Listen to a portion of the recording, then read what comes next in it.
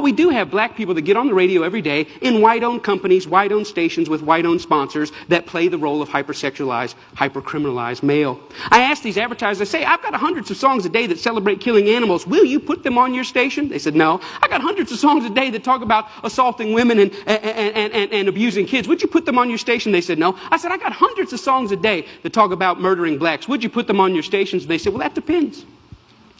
Depends on what? Who it's done by and who it's branded for.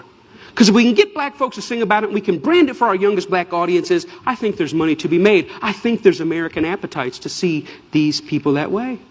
I said, how can you say that? They said, well, look, it's what these artists know. It's what they, black people, create. It's, matter of fact, our surveys say it's what they want to hear, which speaks of a sickness. How do we live in a society where somebody says, you know what, I'm inspired to write a song that celebrates murdering another person. And then a person says, I'd like to put that on my station. Another person said, I'd like to pay for it. And then there's people out here in the audience that go, I'd love to hear it, as long as it's black guys. Because even white people buy rap music, buy this type of stuff, because we know that when we want to hear about killing each other, we know who to turn to for that type of inspiration.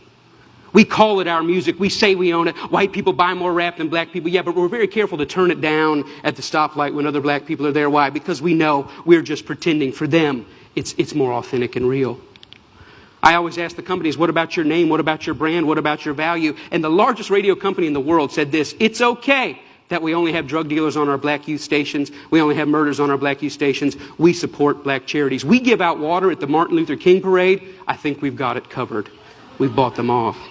Now, people get upset, the smartest guys in the room again. You're talking about censorship. I don't believe that. I believe in free art. Make whatever you want. I believe you should make music about anti-Semitism. I believe you should make music about killing dogs. I believe in this country you should make music about bashing homosexuals and driving them behind trucks. I believe you should make music about stringing people up on trees. I believe you should make music about killing whitey. I believe you should make all that music. But I also believe that in the mainstream marketplace, people should hesitate associating their name with certain content. You know, there's certain stuff you can't buy at the store. Certain stuff you can't get on iTunes because their brand doesn't want it. But if you want to hear black people celebrating killing black people, they got thousands and thousands and thousands of those things to sell you. I don't think it's about censorship. I think it's about American cultural hypocrisy. Because here's the truth. These black entertainers, they can't sing just about anything. There's some stuff that'll get them fired. And they get dropped, and they get fired, and they get slapped on the wrist, and they get disciplined all the time. Why? Because sometimes they step over the bounds. A very famous case is what happened with Rick Ross. Rick Ross is the Mammy Two Shoes, one of the many Mammy Two Shoes of our day. He's a black entertainer in a world carved out for him and a role carved out for him by white entertainment companies. And one day he talked about, in the middle of a song that celebrated dealing drugs and killing blacks, he made a reference to date rape. And when he made that reference to date rape, that set social media on fire. That got 100,000 petitions in 24 hours. Hey, buddy, date rape is no joke. That had white people standing outside of Reebok in New York saying, you better take this seriously. We're tired of a rape culture in America. One line in one song moved the masses. And you know what Reebok did? Did they stand by him and say, hey, we believe in freedom of speech. We believe in freedom of expression. It's just a song. Calm down. No, they fired his tail on the spot. The president came out and said, this goes against our high standards. He's gone against the values of our brand. Shame on Rick Ross. We're disappointed. He doesn't know how serious date rape is. And when I saw that, I thought, wow, how convenient. Isn't that amazing? But here's what really happened. It's not their brand, it's not their values. Rick Ross went off script.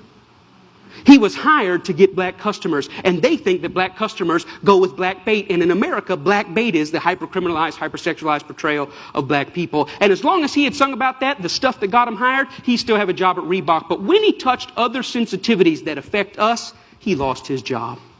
See, the truth is, it's not they that need to change. It's we that need to change. We created the lies. We created them for our profit. We own the companies. We own the record labels. We own the advertisers, and we keep putting it out. And it's this that's got to change. I thought about it. You know what? I wonder if White Mike could get anybody's attention on this. So I stood outside of a Walmart, and I said, hey, I don't think killing cops and killing blacks is very cool. And you know what? It only took 7 weeks of Mike standing out there, and they wrote a letter and said, yeah, we don't think it's cool either. We're going to pull our name off of that. The largest retailer in the world had never considered that maybe their commercial shouldn't be right before or after a song about young black men being gunned down. And I realized this, that black murder is normal, but it should not be. And I realized the importance at the coffee table, at every headline, every pastor's gathering, every family gathering to say, you know what, these black lives matter. It's not just another black kid. These are human beings. I'm doing my best in every way, shape, and form. Talks like this everywhere I can go to say, you know what, I was born in a world where black murder was normal. My kids were born into a world where black murder is normal, but I don't want to die in a world where black murder is normal. Am I 5 years or 10 years away? I don't know, but I'm screaming as high as I can. Let's feel this pain and let's lift our voice to tell the lies. They are not criminals, they are not deviants, and their lives are just as important as ours. Thank you very much.